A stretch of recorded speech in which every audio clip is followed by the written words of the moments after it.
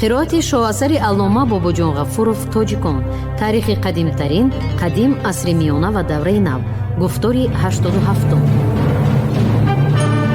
اثری تاجیکان شعله‌ای بود که به صحیفه های تاریک و فراموش گشته تاریخ ملت تاجیک روشنی انداخته، پدیده های خودشناسی و افتخار ملی را تکمیل داد. پرزیدنت جمهوری تاجیکستان امام علی رحمان.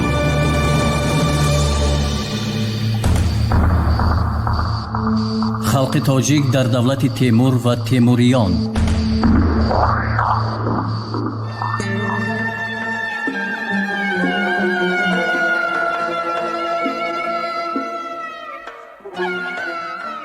اولوغبیک نه فقط به ترقیات علم و فن بلکه در عین زمان به پیشرفت ادبیات و صنعت نیز خیلی اهمیت میداد. در این وقت سمرقند و هرات مرکزهای بزرگی مدنیت شرق گردیده بودند. هرات که هنوز از زمان شاهروخ به پیشروی آغاز کرده بود، در نیمه دوم عصر 15 یعنی در ایام حکمرانی سلطان حسین بایقرا 1469-1506 به کلانترین مرکزی علم و مدنیت تبدیل یافت.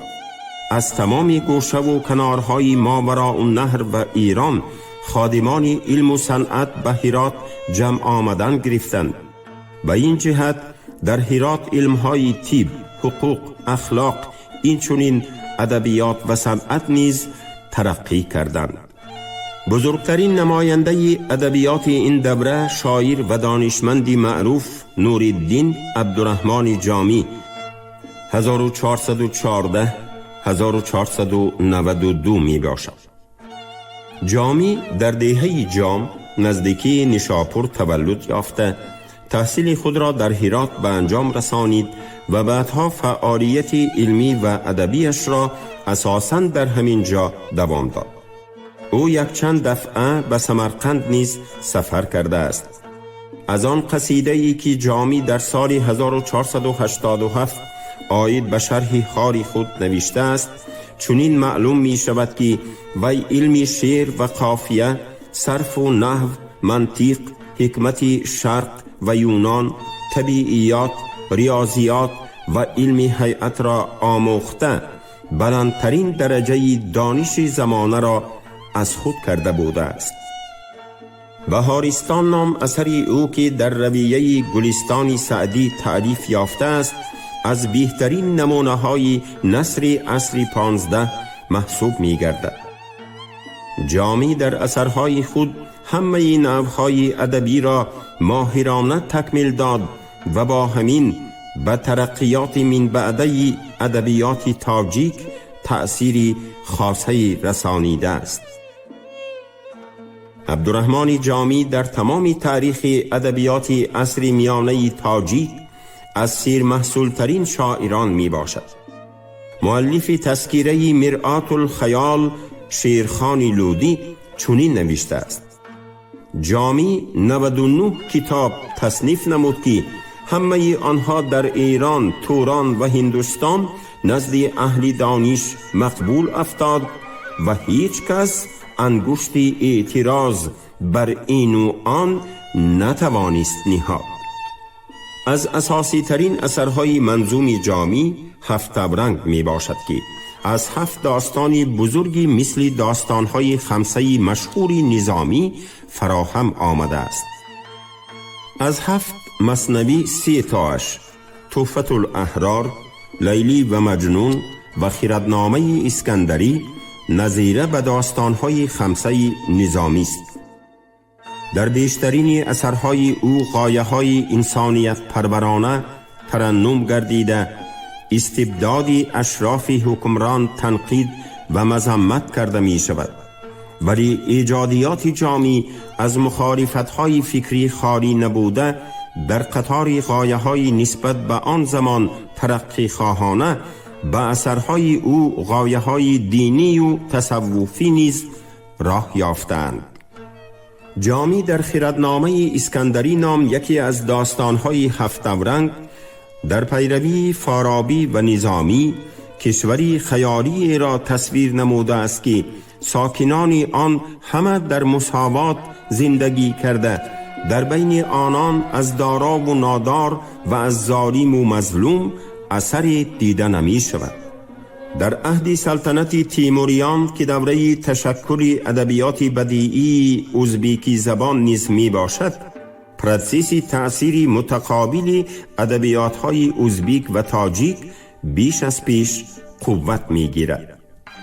فعالیت دههای ادبیات ازبیک میر علیشیر نوایی 1441 1501 محض به همین دوره تعلق دارد. نوایی سال 1441 در خاندان شخصی صاحب معرفت به دنیا می آید. در بین نزدیکان او شاعران، موسیقیچیان و خطاطان هم بودند. او از خردسالی نسبت به شعر میل و رغبت پیدا کرده، به تاجیکی و ازبیکی شعر گفتن آغاز نمود و از سن 15 سالگی به شاعری شهرت یافت. پس از به تخت هرات نشستن سلطان حسین بایقرا 1469 نوایی مقام خادم دولت را صاحب گردید. او با عنوان امیر عالی ترین منصب دولتی را اشغال نمود. نوایی قریب تمام عمر خود را در هرات گذرانید. در تشکل دههای نوایی مناسبت دوستانه و علاقه ایجادی او با جامعه بزرگوار رالی کلانی بازیده است. نوایی خود را شاگردی جامی حساب می کرد. ملاقات نوایی و جامی می نویسد بیرتلس در واقع دوستی را به میان آورد که تا آخری عمر جامی دوام نمود. ریشه این دوستی البته نه فقط بر جهت‌های فردی خصلت‌های این دو مرد بزرگ، بلکه در زمینه عمومیت جهان بینی، موافقت کامل عقیده و نظرهای آنها به مقصد و وظیفه‌های ادبیات قرار گرفته است. در سالهای 1483 1485 علیشیر نوایی به زبان ازبیکی خمسه خود را ایجاد می نماید که این هم مثل 7 اورنگ جامی نظیره است به سلسله داستانهای شاعری بزرگی عصر 12 نظامی گنجوی. بسیار سخنسرایان زبردست بر رویه نظامی خمسه نوشته در آفریدن این نوع اثرها عنعنه شایسته ای را به وجود آوردند. نوایی در این سلسله مثنویات خود بسیار فصلها را به تنقید ظلم و تعدی، حرص و آز و جاه طلبی بخشیده است. وقتی که سال 1492 عبدالرحمن جامی وفات نمود، نوایی و دوستان او 1 سال تمام عزاداری کردند. نوایی برای ابدی گردانیدن خاطره دوستی بزرگوار خود خمسة المتحیرین نام اثری نوشته یکی از تالیفات جامی را به ازبیکی قدیم ترجمه کرد. دوستی علیشیر نوایی و عبدالرحمن جامی تیمسال درخشان دوستی دو خلق برادر ازبیکان و تاجیکان است که تاریخ آن به قدیمترین زمانها رفته می رسد. نوایی در آخر عمر خود، وفاتش 1501، مثنوی لسان الطیر و اثری پندآموزی محبوب القلوب را که به بسیار جهت‌های حیات جمعیتی آن روزه داخل می کند، این چنین اثرهای زیاد دیگر را تألیف نموده است.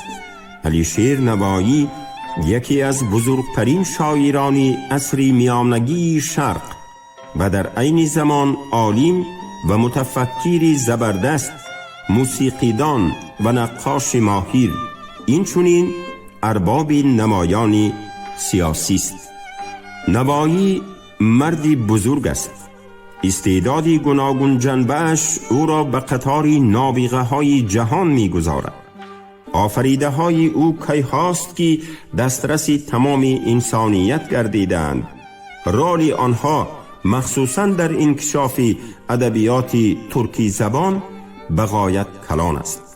بزرگترین شاعر آذری عصر 16 فضولی، شاعران ترکمن اندلیب، مختوم قلی، ملا نفس و دیگران از آفریده های نوایی الهام گرفته در بسیار بابتها به او پیروی نمودند. نوایی در میان شاعران ترکیه نیز شهرت زیادی دارد. خدمت نوایی در ادبیات ازبک از این عبارت است که او این ادبیات را به عرصه جهان برآورد. نوایی با آفریده هایش برای خلق ازبک امکانیتی به زبان مادری ترقی دادن مدنیت خود را فراهم ساخت. قوه استعداد نوایی در آن است که آفریده های او عصرها را پیموده به یاد مردم جای گرفتند و امروز هم به آنها روح و الهام می بخشند. در این دوره ادبیات شناسی نیز بسیار ترقی کرده درباره قافیه، وزن، موشح، معما و غیره اثرهای زیادی به وجود آمدند. مثلا جامی با عنوان معمای صغیر و معمای کبیر، رساله قافیه، کمال الدین حسینی با نام رساله فی المعما، سیفی با نام عروض اثرها تالیف نمودند. در سال 1486 یکی از مقربان دربار سلطان حسین بایقرا دولت شاه سمرقندی که اکثر وقت از صحبت‌های جامی و نوایی بهره‌مند می‌گردید، اثری مشهور خود تذکرة الشعرا را به وجود آورد.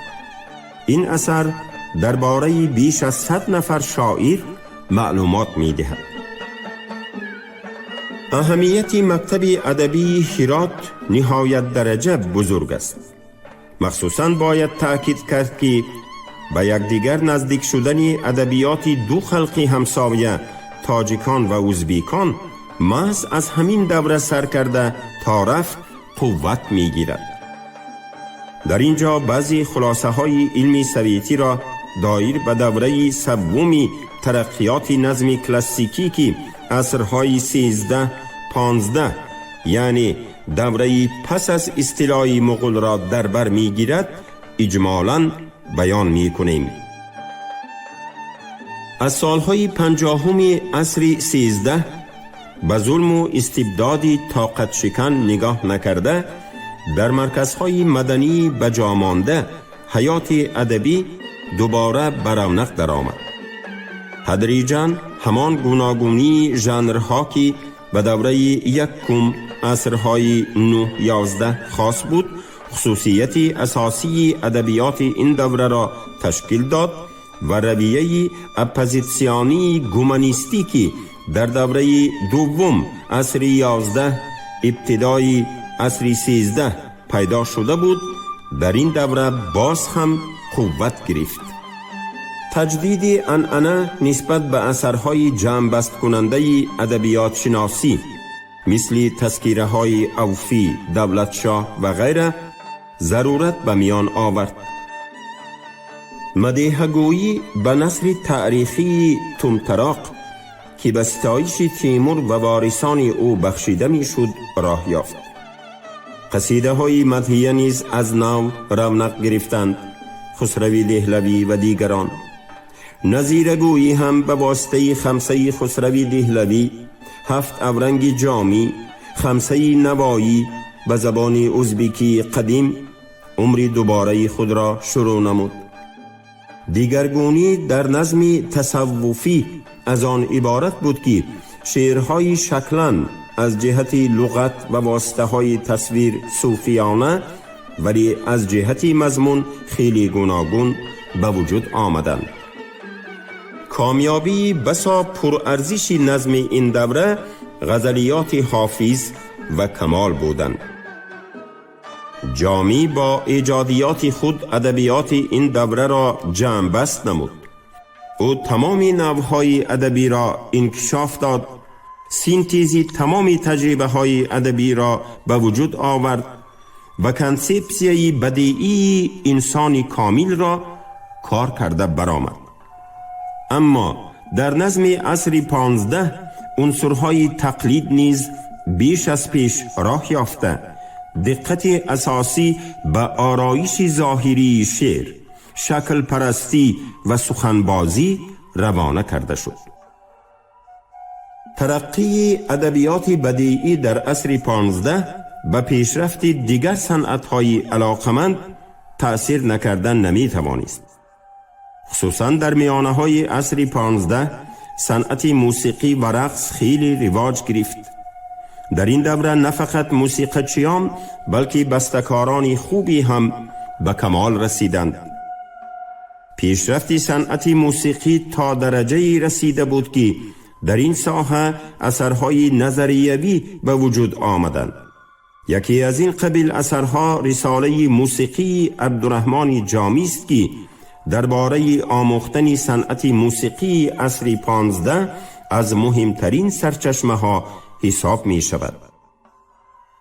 در این دوره اینچنین عاید به علم اخلاق بسیار اثرها تألیف یافتند. جلال الدین دوانی 1426 1502 سال 1467 با نام اخلاق جلالی کتابی نوشت. در سال 1494 حسین وایزی کاشفی در مسئله اخلاق و تربیه اخلاق محسنی را آفرید که از 40 باب عبارت بوده به شاهزاده محسن بخشیده شده است. غیر از این او کتابی مشهوری کلیله و دیمنه را با نام انوار سهیلی از نو تحریر نمود. کامیابی های ساحه تاریخ نویسی نیز در این دوره کم نبودند. یکی از اثرهای مهم این فن زبدت التواریخ حافظ ابرو وفاتش 1430 می باشد که نقلی واقعه های تاریخی را تا سال 1427 رسانیده است. عبدالرزاق سمرقندی که دوام دهنده کارهای وی است با عنوان مطلع السعدین و مجمع البحرین کتابی نوشت که از وقت تولد ابو سعید هولاکویی تا ابو سعید تیموری یعنی واقعه های تاریخی بین سالهای 1304 و 1469 را در بر می گیرد. معین الدین محمد اسفزاری در سال 1491 با نام روضة الجنات فی اوصاف مدینة الهرات اثری به وجود آورده نه فقط تاریخ شهر هرات بلکه تاریخ تمام ولایت های دولت سلطان حسین را تصویر نموده است. مهمترین اثری تاریخی دوره تیموریان کتاب روضة الصفا می باشد. مؤلف این کتاب محمد ابن خاوندشاه وفاتش سال 1498 که در تاریخ با نام میرخاند شهرت دارد اصلا از ولایت بلخ بوده دوره من بعده حیات و فعالیت خود را در هرات گذرانیده است. او یکی از اشتراک کنندگان فعال حیات مدنی هرات و از همکاران نزدیک جامی و نوایی به شمار می رود. روضة الصفا عبارت از 7 جلد است که تاریخ مملکت‌های اسلامی از جمله ایران و آسیای میانه خصوصا دوره تیموریان را تا آخرهای سلطنت سلطان حسین بایقرا در بر می‌گیرد. آخر این کتاب یعنی جلد 7 آن که ناتمام مانده بود از طرف برادرزاده مؤلف خاندمیر به اتمام رسانیده شد. البته این همه کامیابی های مدنی به ما اساس نمی دهند که وضعیت دولت سلطان حسین را زیاده ستایش کنیم. چنانچه که در بالا قید گردید خود سلطان و مأموران او خلق مهنتی را بیرحمانه غارت می کردند. تمام خرج بناکاری های شهر هرات چون باری گران بر دوش عامه زحمتکش حامل می شد. این است که ما در آثار بسیار نویسندگان آن زمان شکایت از ظلم و استبداد دوره تیموری و ایام حکمرانی سلطان حسین را مشاهده می کنیم. تاجیکان در آخرهای عصر میانه.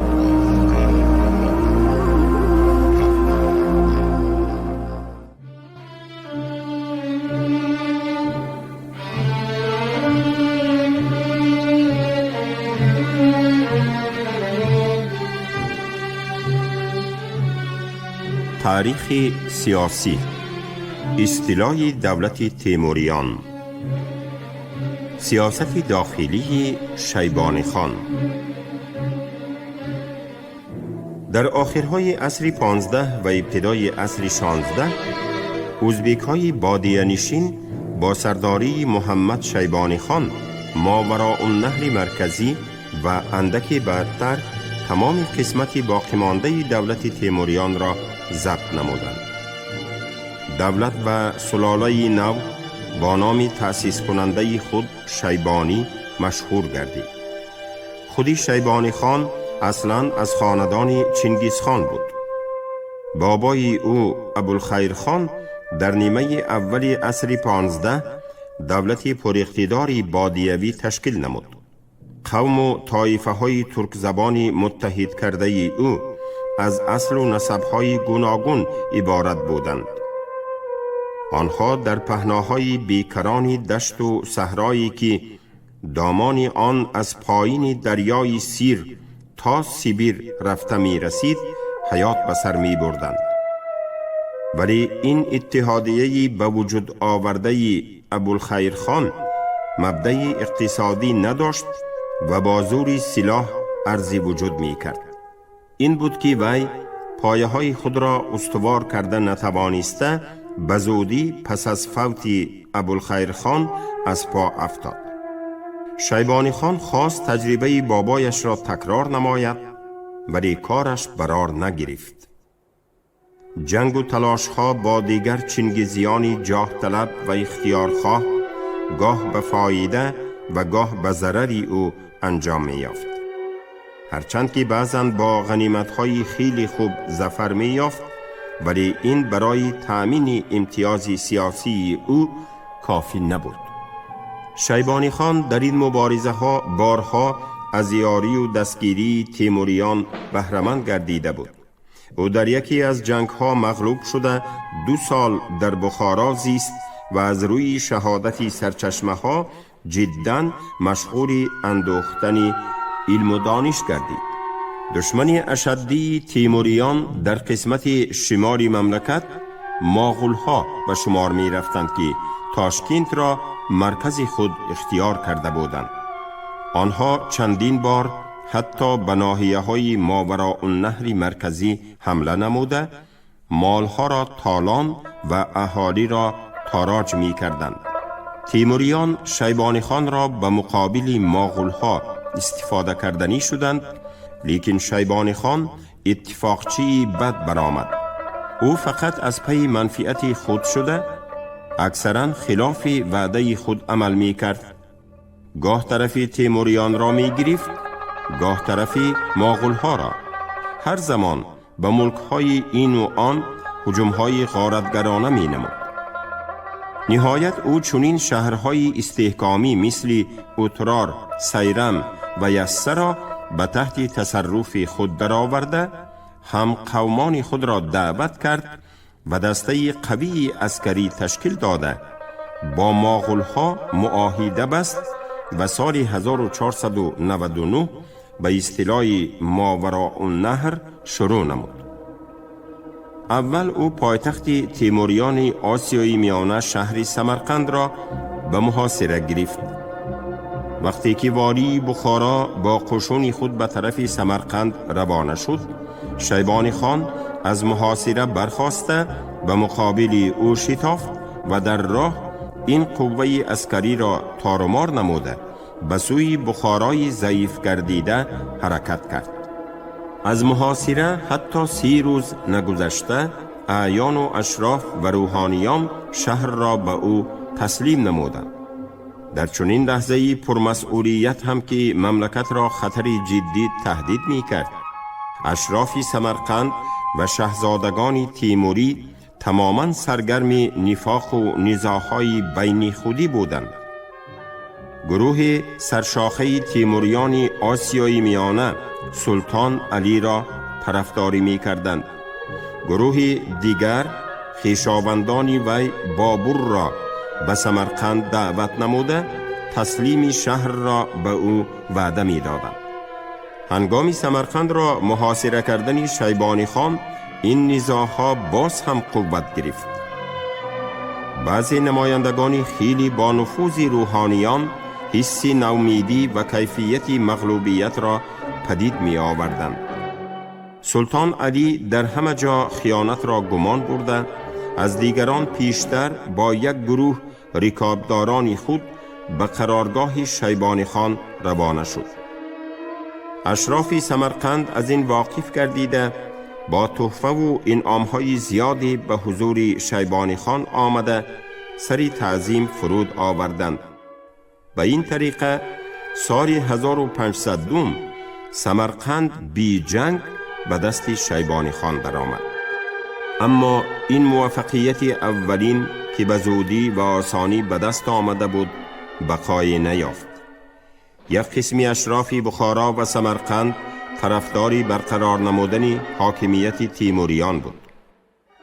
اگر چندی که اون نخستین سوی قصد را فاش نموده گناهکاران و حتی گمانبرها را از دم تیغ گذرانید، به هر حال دستی مقابلانی او بالا شد.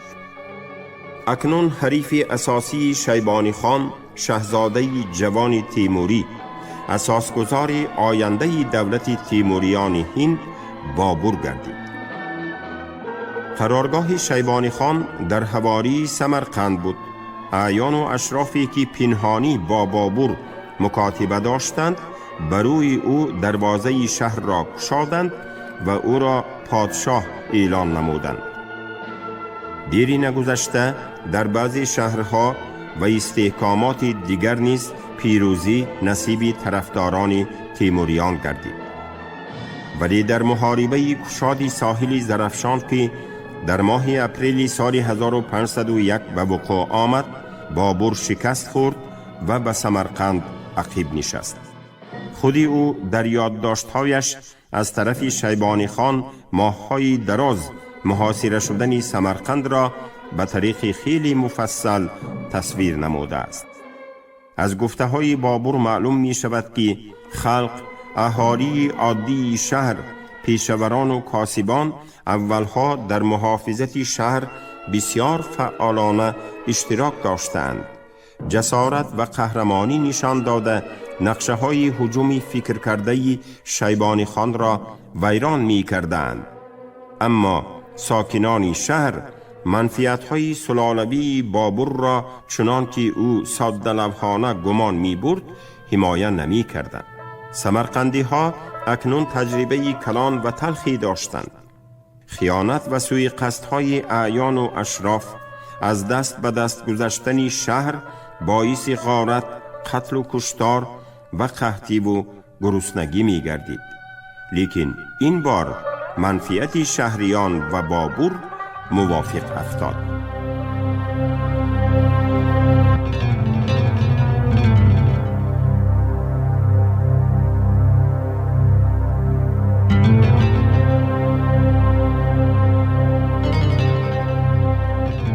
شما گفتاری 87 رو از کتاب علامه باباجون غفورов تاجیکان شنیدید.